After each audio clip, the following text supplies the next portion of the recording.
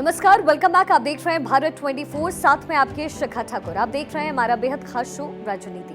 केंद्र की राजनीति देश की दिशा तय करती है, तो वहीं इसके पैरेलल राज्यों की राजनीति भी राज्यों की दिशा तय करती है। ऐसे में हमारे खास शो राजनीति के जरिए हमारी कोशिश यही कि राज्यों में होने वाली राजनीति आपको दिखाई जाए और कोई भी खबर हमारी नजर से बच ना पाए।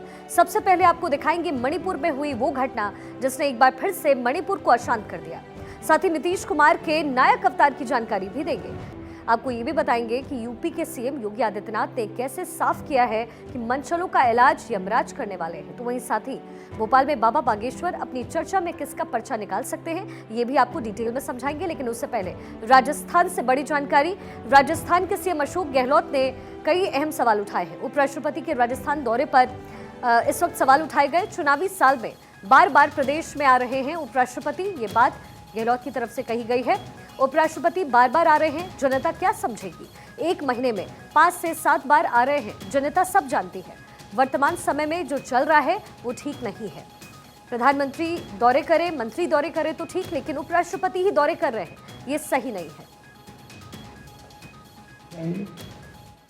प्रधानमंत्री खुद को मैं कहना चाहूंगा, कृपा करके काम करो। आओ, आप 9 वर्ष आ चुके हैं साल के अंदर। कल आए प्रधानमंत्री, नवी बन आए हैं, ठीक है, कोई बात नहीं, स्वागत करते हैं।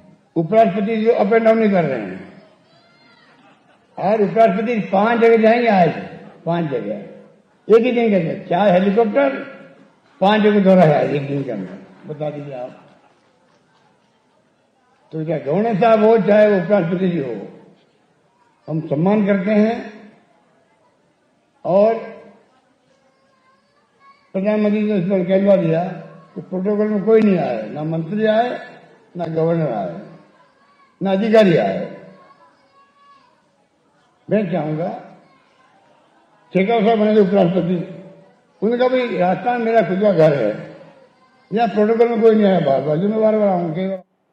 चलिए आगे बढ़ते हुए सबसे पहले राजनीति में जिक्र करेंगे मणिपुर का। 140 से ज्यादा दिनों से मणिपुर में हिंसा भड़की हुई है। हर गुजरते दिन के साथ मणिपुर में हालात बिगड़ते जा रहे हैं और इसी बीच 2 तस्वीरों ने मणिपुर के हालात को और भी खराब कर दिया। दरअसल जुलाई में लापता हुए 2 मणिपुरी छात्रों की तस्वीरें सोशल मीडिया पर अभी वायरल हो रही है। इन तस्वीरों को देखने के बाद हर किसी की आंखों में आंसू आए और गुस्सा भी है, लेकिन आंसू और गुस्से की आग के बीच सियासी रोटियां सेकने की भी पूरी कोशिश की जा रही है। विपक्ष इस मौके को चुनाव में भुनाने की कोशिश कर रहा है, तो वहीं दूसरी तरफ सरकार ने इस मामले की जांच सीबीआई के हाथों में सौंप दी है। मगर इस सब के बीच 2 तस्वीरों ने मणिपुर की हिंसा में नए मोड़ के साथ साथ सियासी माहौल भी बना दिया। कैसे, एक रिपोर्ट के जरिए देखिए।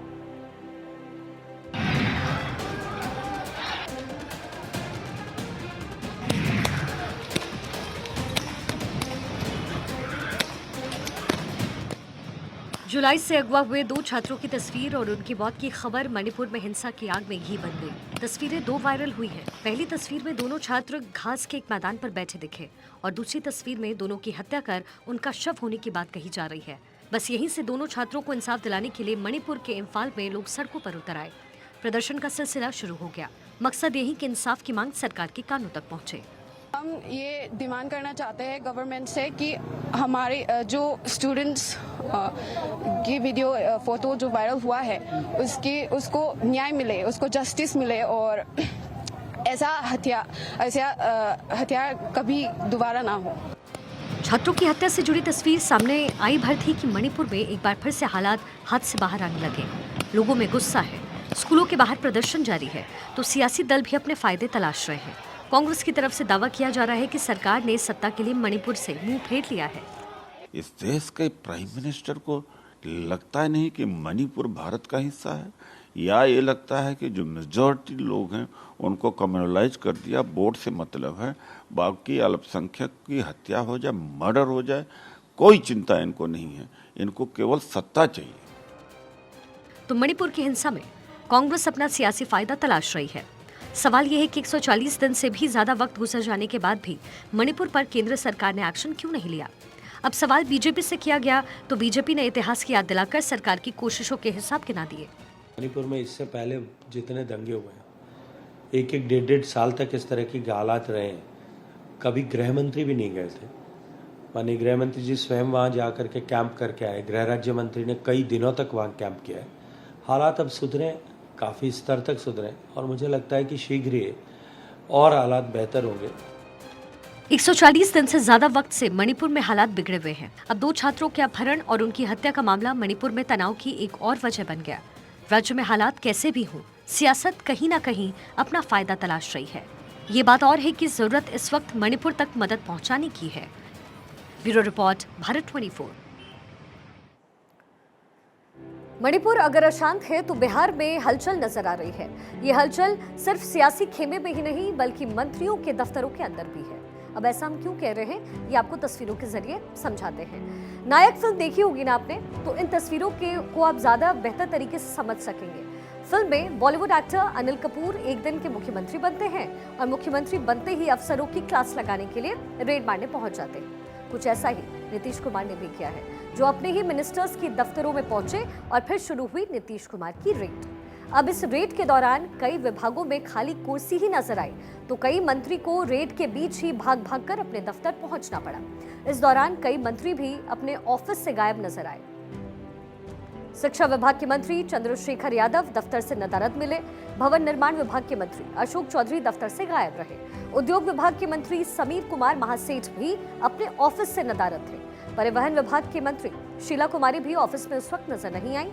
कृषि विभाग के मंत्री कुमार सर्वजीत भी अपने ऑफिस में नजर नहीं आए।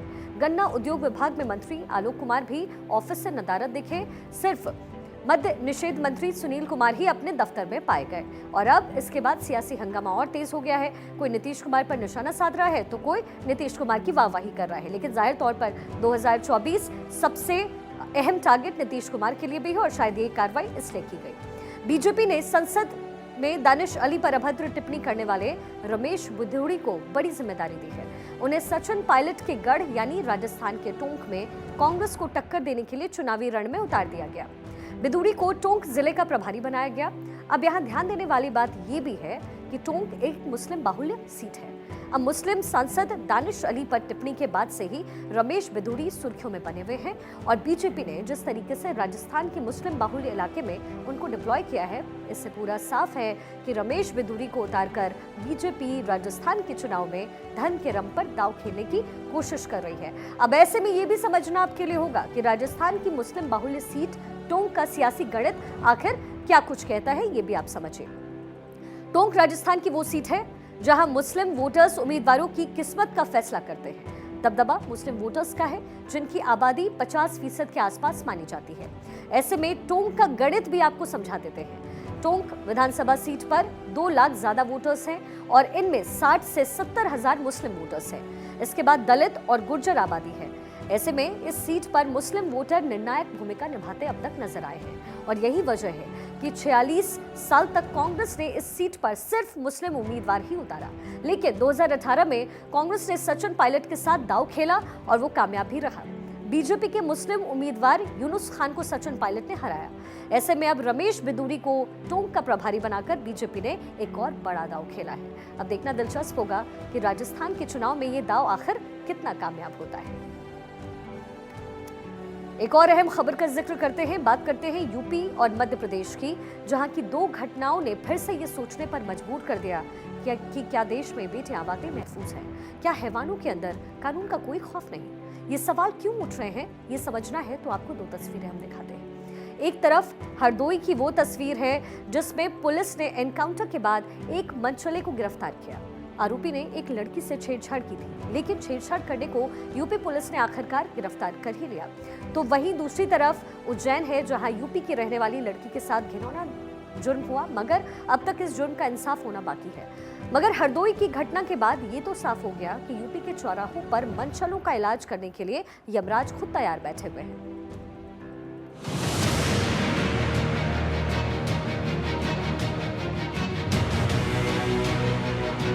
अगले चौराहे पर उस सोहदे का इंतजार यमराज कर रहा होगा। यूपी में लड़कियों से छेड़छाड़ करने वालों को छोड़ा नहीं जाएगा। ये बात यूपी के मुख्यमंत्री योगी आदित्यनाथ ने संभल की घटना के बाद ही साफ कर दी थी और ये बात फिर से साबित हुई। जब हरदोई के एक मनचले को लड़की के साथ छेड़छाड़ के लिए सलाखों के पीछे पहुंचाया गया। खाना पिहानी में एक छेड़खानी की घटना हुई थी जिसमें पीड़िता ने आत्महत्या का प्रयास किया, जिसको जिला अस्पताल लाया गया था और यहाँ से इलाज के लिए उसको लखनऊ भेजा गया। लखनऊ में उसका इलाज हो रहा है। उस संबंध में उचित धाराओं में अभियोग पंजीकृत करके हमारी टीम सक्रियता से और सतर्कता पूर्वक इसकी तलाश कर रही थी अभियुक्त की, और उनको अरेस्ट किया गया। बात बीती 25 सितंबर की है, जब गणेश विसर्जन के बाद घर लौट रही एक नाबालिग लड़की के साथ मोहम्मद अफजाल नाम के एक शख्स ने छेड़छाड़ की। इस घटना ने लड़की के जहन में इतनी चोट पहुंचाई कि लड़की ने जान लेने का फैसला किया। गनीमत रही कि लड़की की खुदकुशी की कोशिश नाकाम रही, लेकिन यमराज तो लड़की से छेड़छाड़ करने वाले मोहम्मद अफजाल का इंतजार कर रहे थे और अफजाल से उनकी मुलाकात हुई 26 और 27 सितंबर की दरमियानी रात। गिरफ्तारी के बाद संबंधित मजिस्ट्रेट के समक्ष आज शाम को पेशी करने के लिए हमारी पुलिस की सरकारी जीप में मैं फोर्स के लेकर जा रही थी, तो अमेठी घाट के पास कुछ पशुओं के झुंड के आ जाने के कारण गाड़ी को घेरे हुए, जिसके कारण से वो अभियुक्त मौका पाकर पुलिस फोर्स के रिवॉल्वर छीनकर भागा। जब पुलिस ने उसका पीछा करना शुरू किया तो उसने पुलिस पर जान से मारने की नियत से फायर करना शुरू किया, जिसके एवज में हमारी पुलिस ने भी आत्मरक्षार्थ उस पर अपनी गोली चलाई, जिसके कारण अभियुक्त घायल हुआ और घायल होने के बाद उसको पुलिस ने गिरफ्त में लिया।